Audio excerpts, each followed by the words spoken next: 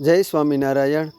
તારીખ 18/12/2025 માગસર વદ 14 ગુરુવાર. ગોંડલ નજીક બંધિયા ગામ આવેલું છે.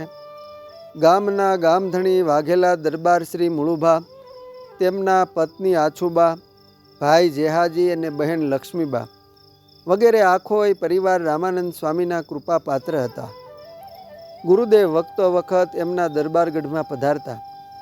સ્વામી જ્યારે જ્યારે પધારે ત્યારે આખોય પરિવાર સ્વામીની સેવા કરીને રાજી કરે. મુક્તાનંદ સ્વામીને પણ રામાનંદ સ્વામીએ સાધુ થવા આવ્યા ત્યારે આ મુળુભા દરબારનું હાંતી આગજો એમ કહીને મોકલેલા. થોડે સમયે દરબારે મુકુંદાસથી ખૂબ પ્રભાવિત થઈને સ્વામીને વિનંતી કરેલી કે ગુરુદેવ, આ મુકુંદાસને સાધુ કરજો. આ પરિવારમાં બહેન લક્ષ્મીબા ઉત્તમ કોટીના મુમુક્ષુ જિજ્ઞાસુ સાધક ને સેવા મૂર્તિ હતા. જ્યારે જ્યારે દરબારગઢમાં સંતો ભક્તો સાથે ભગવાન શ્રીહરિ પધારતા ત્યારે આદર ભાવથી રસોઈ કરાવીને સૌને જમાડતા ને રહેવા, ઓઢવા, પાથરવા, પાગરણ વગેરેની વ્યવસ્થાઓ કરતા. લક્ષ્મીબા કાયમ શ્રીહરિના મુખે કથા વાર્તા સાંભળીને પોતાના સંશયોનું સમાધાન કરતા. આમ કરતાં કરતાં એમને સંસાર પ્રત્યે વૈરાગ્ય થયો ને એક દિવસે પોતે મુળુભાઈ વગેરેને બોલ્યા કે ભાઈ, મારે હવે આ દુષ્કર સંસારમાં પડવું નથી. આજીવન સાંખ્ય જીવન જીવીને પ્રભુ ભજવા છે. દરબાર મુળુભાઈ કહે કે બહેન, તમારો વિચાર ઉત્તમ છે, પણ કોઈ મહત્વનું કાર્ય કરતાં પહેલાં આપણા પરિવારમાં પહેલાં પણ આપણે સદગુરુ રામાનંદ સ્વામીને પૂછીને જ કરતા. એમ હવે આપણે તમારો વિચાર શ્રીજી મહારાજને પૂછીશું.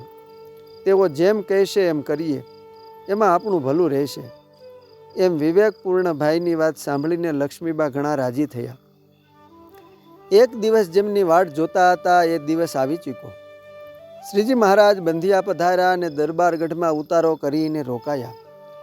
મુળુભાઈએ પ્રભુ સમક્ષ પોતાના બહેન લક્ષ્મીબા લગ્ન કરવાની ના પાડે છે ને તમે જેમ આજ્ઞા કરશો એમ કરીશ એમ વાતે રાજી થયા છે, તો આપ એને સમજાવો એમ વિગતે વાત કરી.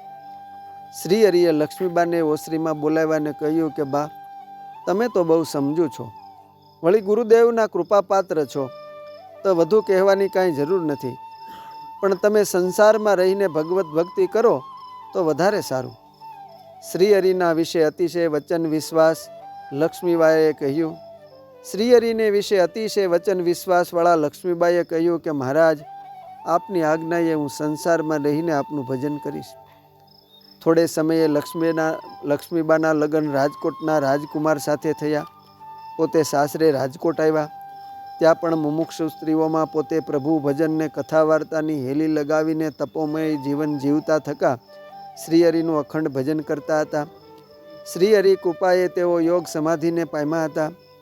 એક વખત શ્રીહરિને કચ્છમાં નાના ભાઈ વિપ્રએ પીપળિયાવાળા ગણેશભાઈ અને માનબાઈના સમાચાર દીધા એટલે એમને તત્કાળ દર્શન દેવા પીપળિયા ગામે મહારાજ આવ્યા. ત્યાંથી શ્રીહરિ સીધા જ રાજકોટ લક્ષ્મીબાને ઘેર પધાર્યા. લક્ષ્મીબાઈએ શ્રીહરિની પૂજા કરીને મોતીડે વધાવ્યા. શ્રીહરિને રોયકા અને થાળ કરીને જમાડ્યા. શ્રીહરિ વળતે દિવસે ત્યાંથી સરદાર પધાર્યા. એમની શ્રીહરિના વચનને જ પોતાનું જીવન માનીને રાજીપો રળવાના ગુણ માધવદાસ સ્વામીએ સ્વરિચિત હરિકૃષ્ણ ચરિત્રામૃત સાગરમાં લખ્યું છે કે રાજકોટમાં લખુબા છે મૂળજી બંધિયા વાળાની બેન જેહ તેહ કર્મયોગીના વર્તમાન પાળે છે રાજી કરવા જીવન. અસ્તુ. જય સ્વામિનારાયણ. સત્સંગી જીવન પ્રકરણ 2 અધ્યાય 20 માંથી.